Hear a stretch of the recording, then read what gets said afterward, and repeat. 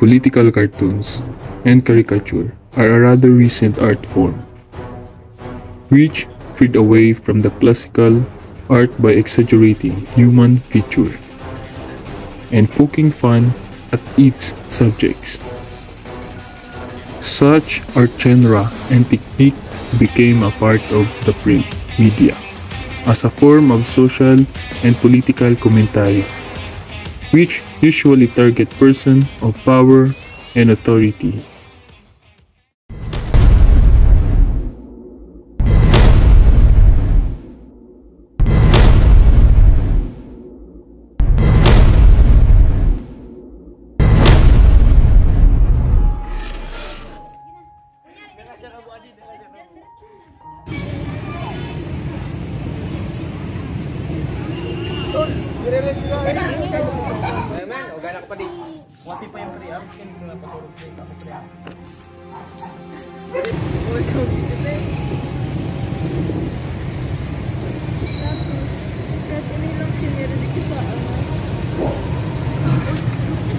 Tara tol, kumusta? Tara, kumusta tayo? Hirap ng pangkain, hirap ng buhay. Gutom na ako nun, lakad muna tayo. Sige. Ano pa ako ng Total, pangkain? tambay naman ako ngayon, wala akong magawa dyan eh. Man ha? Ano pa? Hirap. Gutom na ako. Oo nga pa. Ito pa, ang sakit ko, ito pa rin talaga. Ulit ako na ang ng panggamot. Wala nang gamot pa, hirap ng buhay ngayon talaga eh.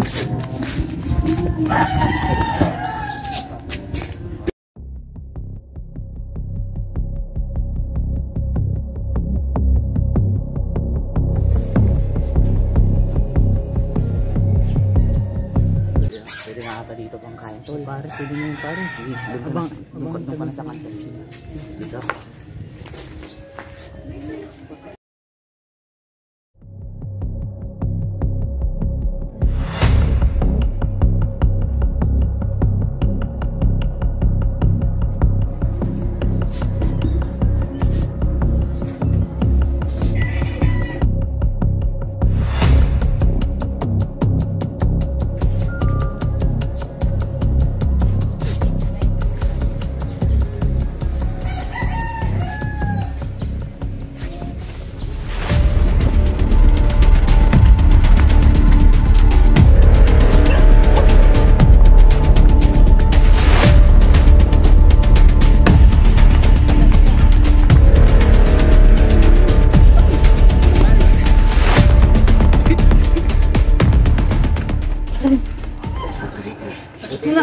Buti hindi ka nahuli.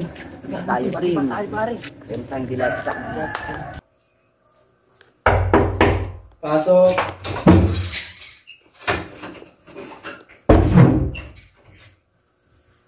Sir, bakit niyo po ako pinatawag?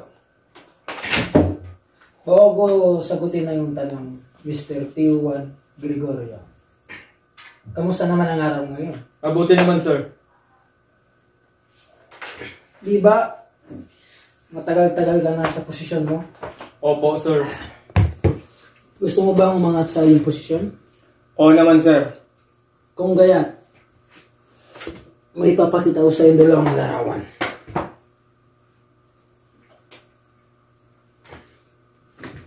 Sino po itong dalawa na to? Sila ang matinik na magkapatid na magnanakaw. Kung gaya't, gusto ko sanang samahan mo ko upang hulihin ang dalawang yan. Okay po. Ano po ang ating plano? Kailangan natin silang taniman ng droga na walang makakaalam. Masusunod po, sir. Gusto ko sanang sa ating ng dalawa to, Mr. Gregorio. Opo, sir. Wala pong makakaalam nito. Dahil pag ito'y nakalabas, alam mo na ang mangyayari. Opo, sir. Alam kong may asawa ka at 3 anak. At nakatira kayo sa squatter. Alam kong kailangan mo ang pera. Yes, sir. At alam kong magkakaintindihan tayo. Sige, P1. Sa linggo, magkita tayo. Alas 7 ng gabi. Doon sa baryo. Masusunod, sir.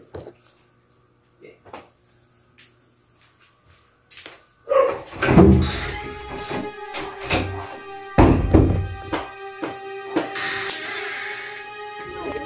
pare, paano na ako? Ingatan, papawal yan. Salamat.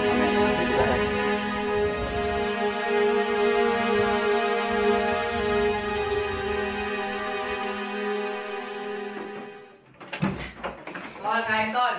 Kami sa likod, kami sa likod! Labas, labas, labas. Labas, sir. Bakit mo akong ginamit kanina? Pangkain lang po sir, pangkain lang po. Pangkain lang po mga kasi ako kanina pangkain. Pangkain lang sir. Sige na, sige lang. Pangkain lang, sir. Pangkain lang po. Nakarating sa aming report na tinatawag ko yung droga. Wala sir, pangkain lang talaga sir. Taba. Pangkain lang talaga sir, pangkain lang po, pangkain lang. Wala naman namin. Bumaya na mga pagkain sir. Bumaya na mga. Wala sir, hindi yan sa amin sir. Tayo. Hindi yan sa amin sir. Hindi po sa amin, sir. Hindi sa amin, sir. Wala din sir, droga sir. Sir, pangkain lang naman yun, sir. Sir, wag ka lang, sir. Sir, namin yan sir eh.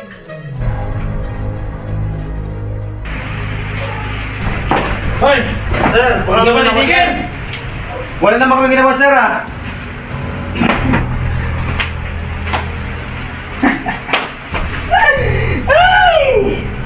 Ang buhay nga naman.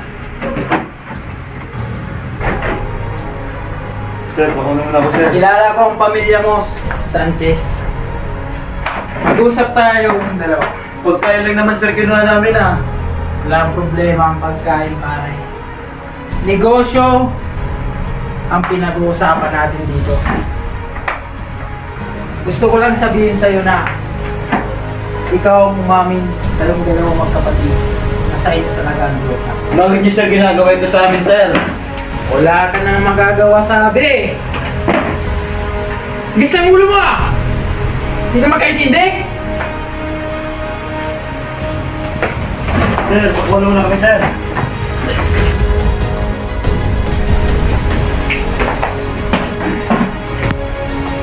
Hindi ka intindi ah! Big ka ba? Sabi kong yun lang madali lang gagawin mo ah. Pasok!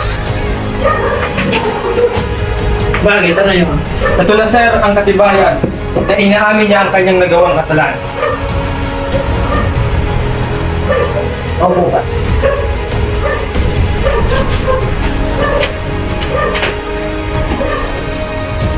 Mabuti. Maasahan ka talaga, Piwan. Kita mo ba itong papel na to? Nakasalalay dito sa iyong kalayaan. Madali lang to, Mr. Sanchez. Pirma mo lang ang kailangan ko at makakalaya ka na.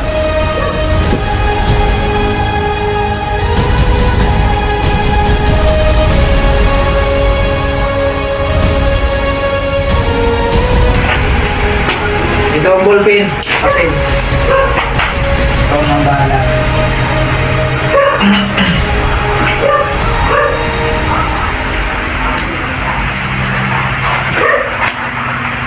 Kunin mo. Pili na malay na, Pwede sir. ka na mo.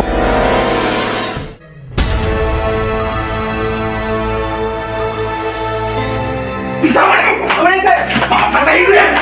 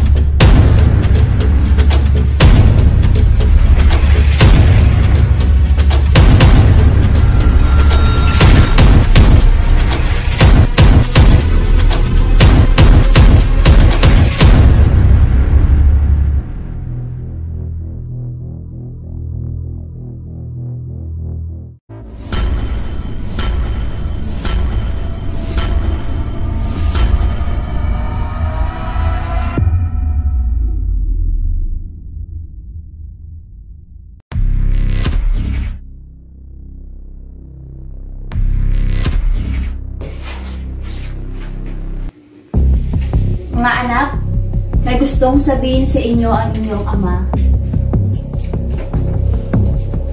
Mga anak, Ano po ba? bakit pa? Ano po ba?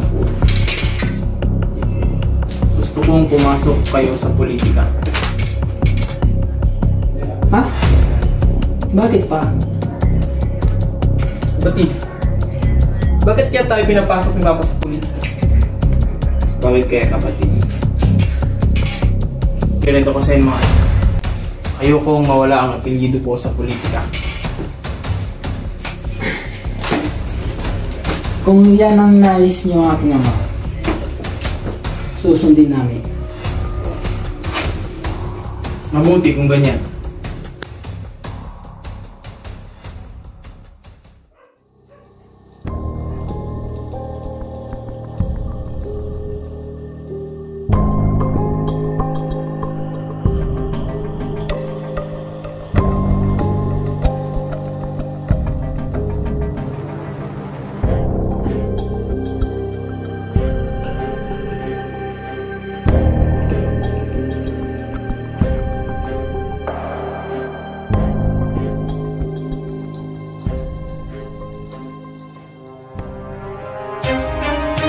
Magandang umaga, isinapubliko ng pamilyang Buraot ang kanilang pagtakbo ngayong darating na halalan. 3 sa pamilya ang tatakbo sa iba't ibang posisyon. Ang panganay na si Miguel ang susunod sa yapak ng kanyang ama na si former Governor Alfonso. At ang pangalawang anak na si Alexander ay tatakbo bilang mayor at ang kanilang bunsong anak na si Christopher ay tatakbo bilang vice mayor sa probinsya ng Kiuwang. At sa kabilang kampo naman, si Atty. Miguelito Bacunawa ay inanunsyo ang kanyang pagbabalik para sa terminong gobernador matapos matalo noong nakaraang halalan. Ako si Marites Bimosang nagbabalita. This is FSM News.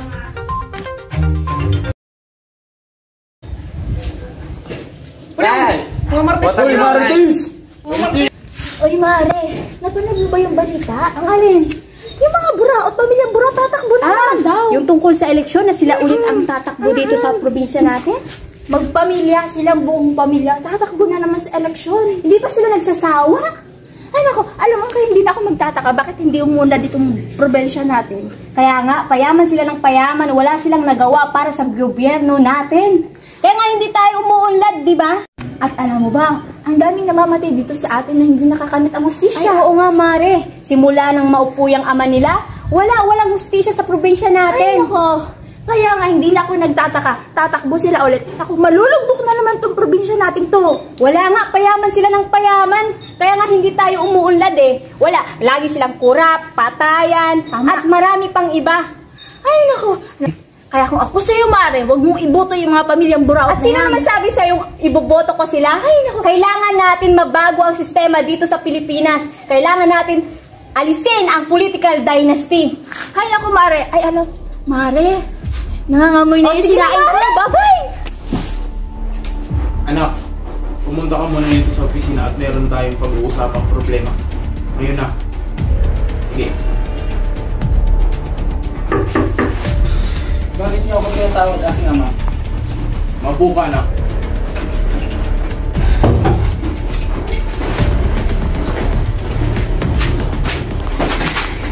Pag-uusapan natin ang mga kalaban mo ngayong darating na eleksyon. Itong taong ito ay ma-impluwensya, malakas at mapera.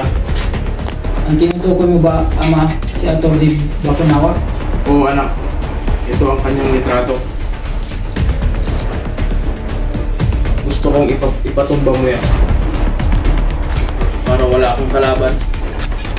Kung yan ang nais mo aking ama, ako nang bahala.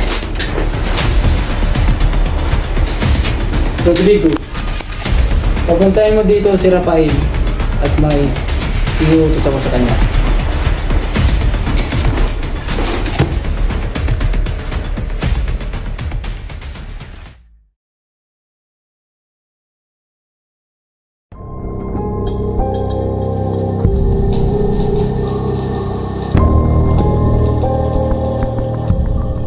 Mabuti naman, Rafael, dumating ka na. May gusto kaming nais iutos sa iyo ang aking ama.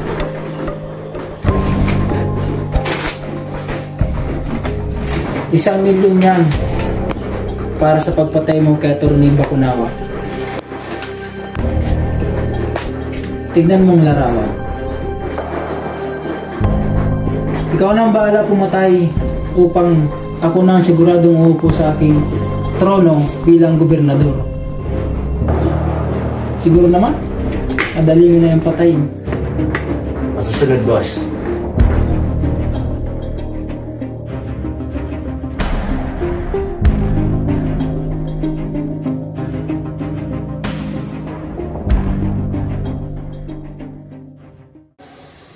Magandang hapon sa inyo mga kababayan. Ako muli na sa inyong harapan.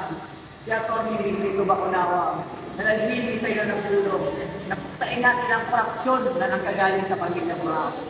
Alam naman natin ako nadaya ang nakaraang halalan at ito ay naging malaking issue sa ating bayan.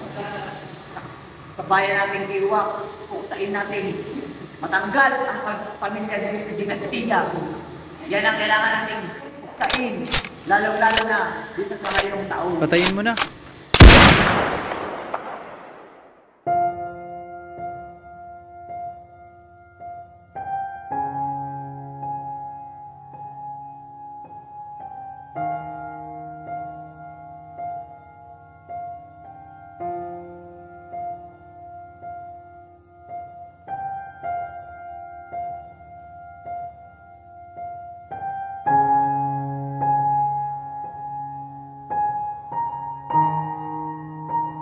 Eleksyon po, sana iboto niyo ang pamilya Buraot.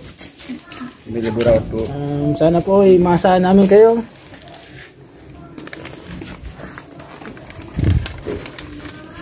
Sa amin po yung magkakapatid. Salamat po niyan. Huwag niyo kaming kakalimutan. Miguel, para sa gobernador. Vice Mayor po. Inugutom mo namin kayo. Salamat po. Salamat. Ano, ibubuto na ba natin sila? Ay, oo, Mare. Sabi ko sa'yo, mali ka kanina. Pero ang pogi mo sa'yo. Sinabi mo pa. Ay, naku, ibubuto ko sila. Ang daming pera. Oh my God! Ayahay na naman si Mare mo.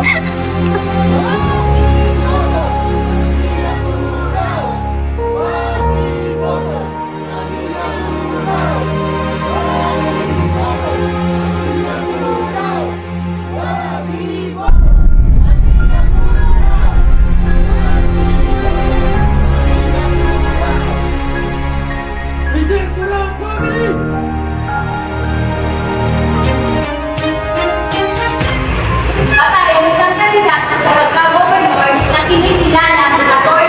Rico Bacunawa matapos panilin ng isang hindi pa nakikilalang prosecutor. Ayon sa report ng mga pulis, hindi pa matutuloy ang kung sino ang sarili ng presidente nito. Ako si Martes B. Rosa, nagbabalita. This is FSM News.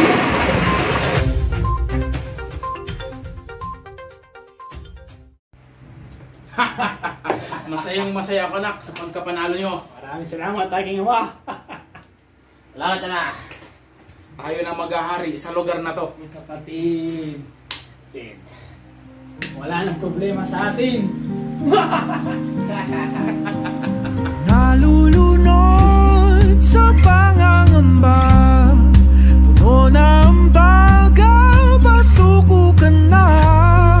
San ka kakapit kung malalim na? Ang sabi ay ate lang yan. Nalulunod sa pangangamba, di mo alam kung ibang tustos pa. Nagkaubusan man ng pang-medisina. Ang sabi, bahala ka na. Ang pagkakalunod ay nararanasan mo na ba?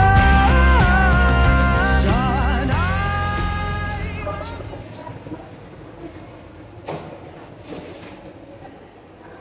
Magandang umaga sa inyo lahat, mga kababayan ko at iniibig ko.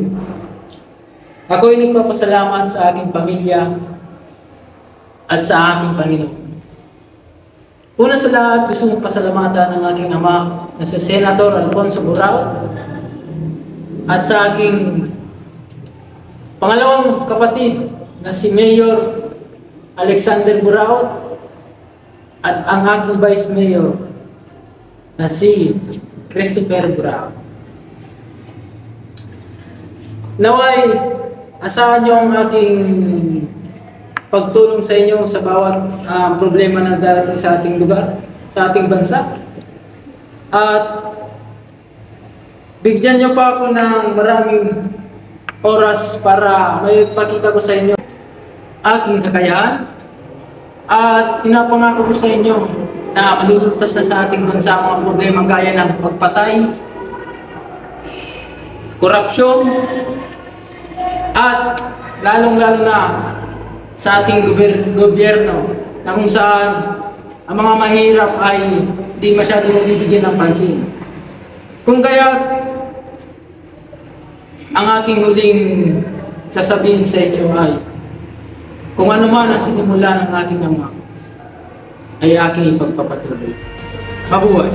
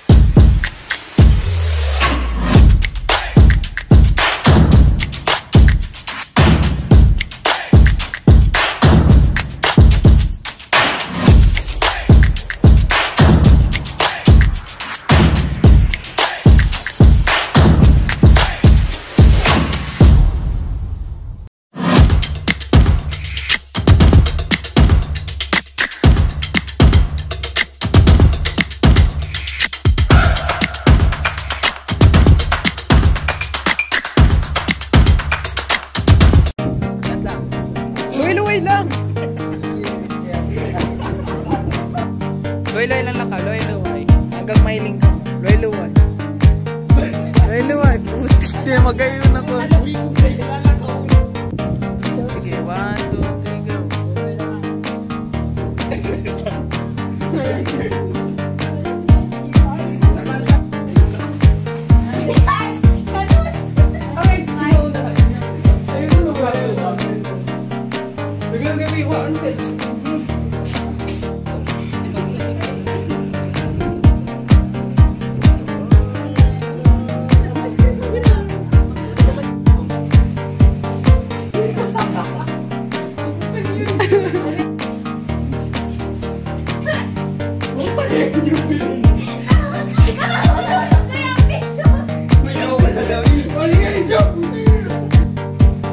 Okay, seryoso na muna.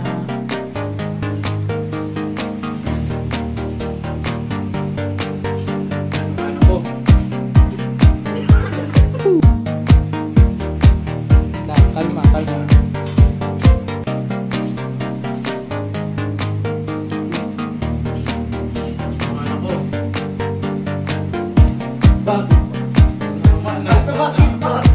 Ayos, sige mong ngiri. Gusto na magkakami.